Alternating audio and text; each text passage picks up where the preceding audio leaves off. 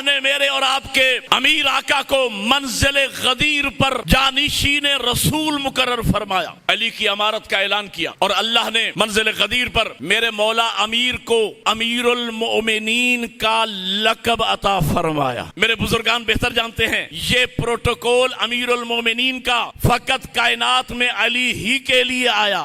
बाज प्रोटोकॉल मखसूस होते हैं, जल्ला जलालुहु रब्बी ये ज़ाते तौहीद का प्रोटोकॉल है। आप किसी नबी और इमाम के नाम के साथ जल्ला जलालुहु नहीं लगा सकते।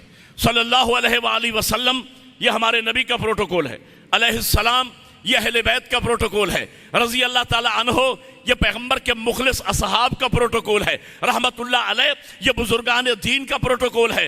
बाज़ प्रोटोकॉल मखसूस होते हैं, अमीरुल मोमिनीन का प्रोटोकॉल अल्लाह ने फकत कायनात में अली इब्न अबी तालिब ही के लिए नाजिल फरमाया। मेरे मौला हसन मुज्तबा को किसी मोमिन ने पुकारा, या अमीरुल मोमिनीन।